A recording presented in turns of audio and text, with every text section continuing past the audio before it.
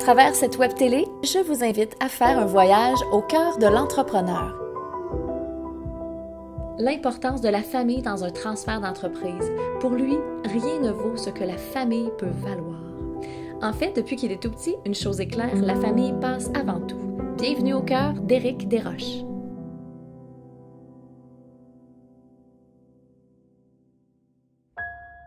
Nous sommes dans un endroit centenaire. Votre dernière acquisition, le camp Bruchésie, au nord de Montréal, un très grand terrain au bord du lac Achigan. Comment ça s'est passé, cette transaction-là? J'en connais quelques lignes, mais j'aimerais ça qu'on le partage ensemble. La journée où j'ai mis les pieds ici, j'ai vraiment fait un grand wow. Ça vibrait beaucoup à l'intérieur. Tu sais, quand le ressenti était là, je savais pas, je comprenais que l'endroit est magnifique, mais de là à dire qu'est-ce qui allait se passer ici ou quoi que ce soit, ça venait pas encore à ma tête. La seule chose que je trouvais que c'était vraiment un joyau, c'est le plus grand terrain sur un lac navigable entre Montréal et Tremblant. C'est vraiment magnifique. C'est une institution aussi en même temps. Ça fait 90 ans que le camp existe. Il y a des milliers d'enfants qui sont passés par ici. Ah oui, puis on a vu ensemble, d'ailleurs, il n'y a pas très longtemps, des magnifiques photos des années 40, des années 30. C'était de toute beauté, des belles photos en noir et blanc qui vraiment témoignent de beaucoup de monde qui sont passés ici. La patience.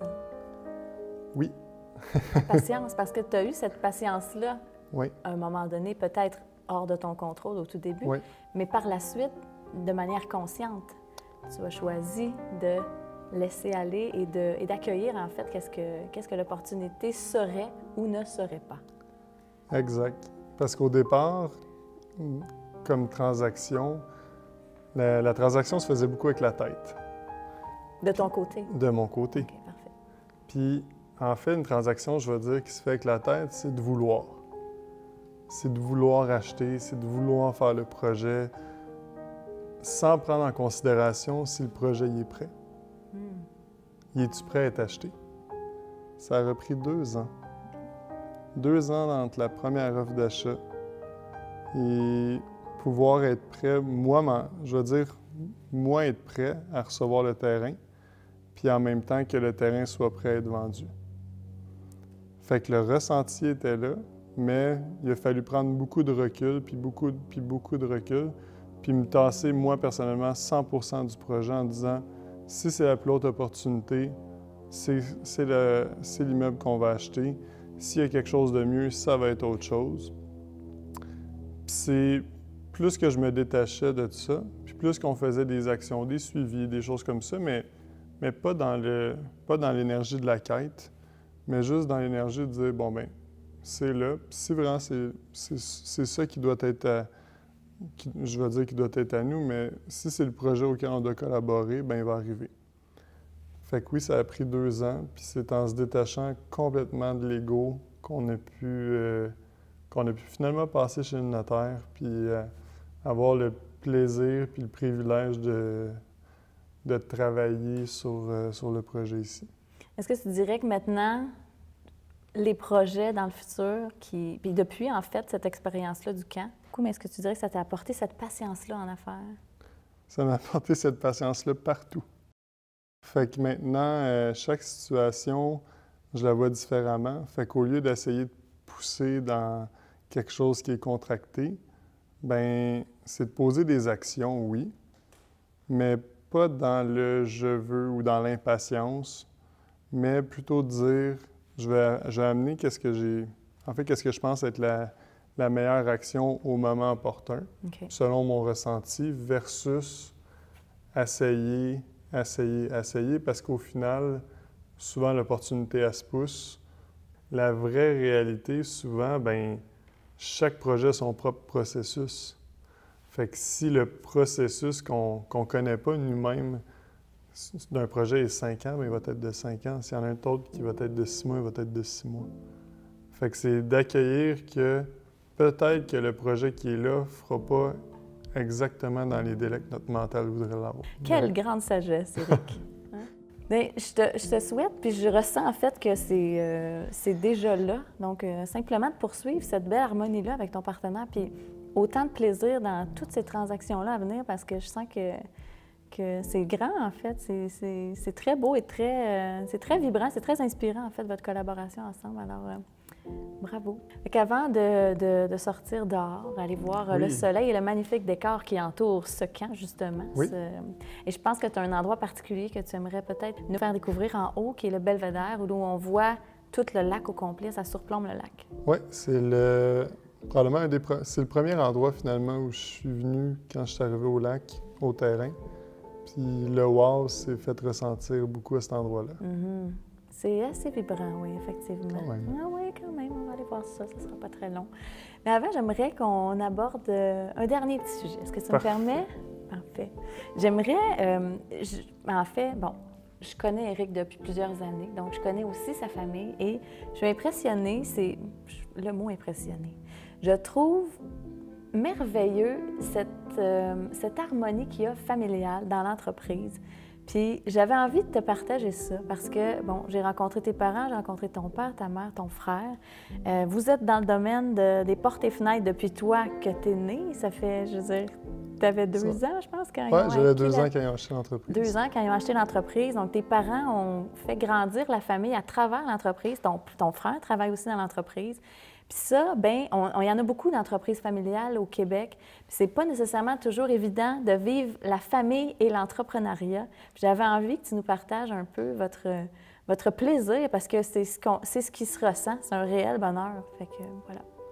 Mais en fait, au-delà de l'entreprise, on a grandi avec l'entreprise Fabelta depuis 30 ans cette année. En fait, l'entreprise a toujours été, je vais dire, une deuxième grande famille, mais elle a toujours passé en deuxième aussi. OK. Ça veut dire que la famille a toujours passé avant l'entreprise, avant la business. Quand j'étais jeune, que ce soit moi, que ce soit mon frère, on avait un accès direct à nos parents si on voulait les appeler. Peu importe le meeting ou quoi que ce soit, c'était nous qui passions en premier au niveau de la famille.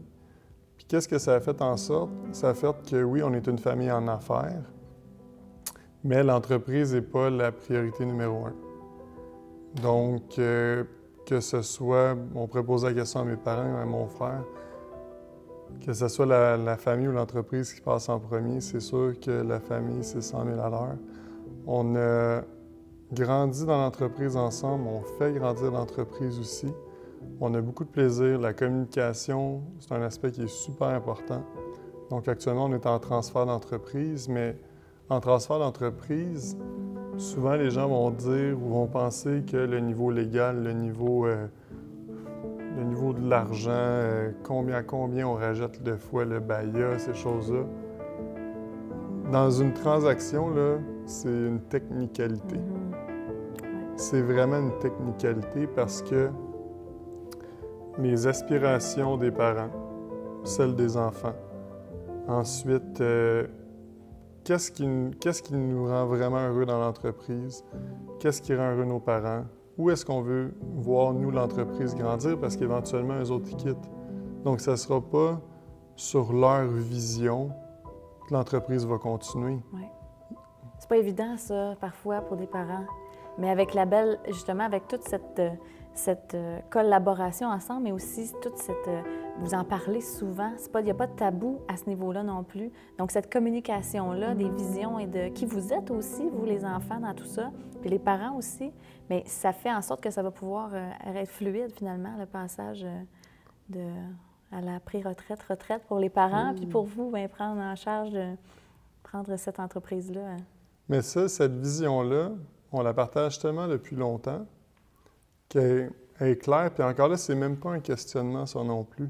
Fait que la communication, puis de tout se dire, il n'y a pas de... Tu sais, il n'y a pas de zone...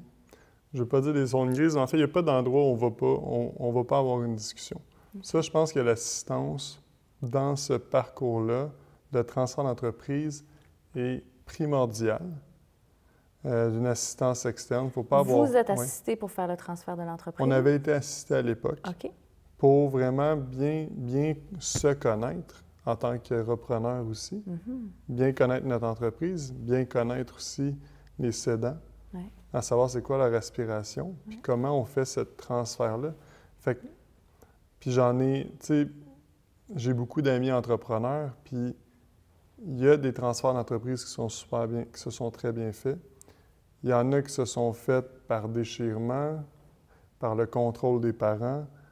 Il y en a que ça s'est finalisé par des, je vais dire, des ruptures familiales. Puis il n'y a aucune entreprise qui vaut qu'est-ce qu'une famille peut valoir. Puis peu importe le type d'assistance ou à quel niveau vous allez le chercher, selon moi, c'est la famille va passer en premier. Si l'entreprise, les repreneurs ne veulent pas la prendre, ces choses-là, mais l'entreprise, elle sera vendue. Il y aura une forme de gestion différente, mais ça va être aussi la plus haute opportunité pour l'entreprise que de ne pas avoir, je ne vais pas dire une guerre, mais de la grosse contraction au niveau des actionnaires.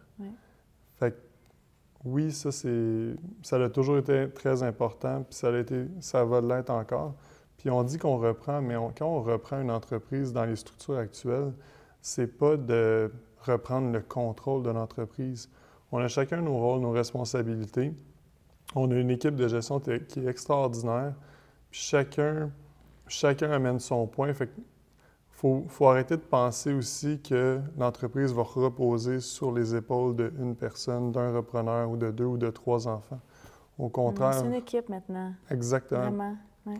C'est ce qu'on voit de plus en plus. Puis en fait, c'est que ça allège beaucoup aussi le travail, la pression, la responsabilité sur les repreneurs aussi.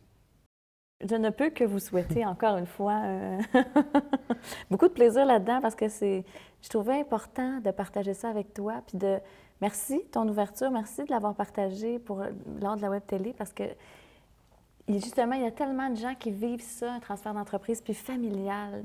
On en voit, je veux dire, avec Synaction Expansion, on en voit des clients qui bien, en fait, toutes sortes de situations, parce que les gens ils nous parlent très, très, très souvent de leur type de transfert d'entreprise. Et puis, c'est de garder cette clarté-là dans la famille, de ne pas avoir peur de jaser des vraies affaires, d'y aller, tu sais.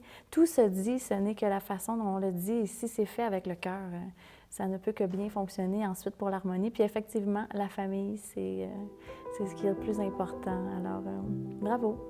Bravo, vraiment, Éric. Merci. Très belle rencontre. Bon, on se connaît depuis quelques années déjà, mais c'est une rencontre différente et j'ai adoré. Merci d'avoir partagé ça avec moi. Ça fait plaisir. Ouais.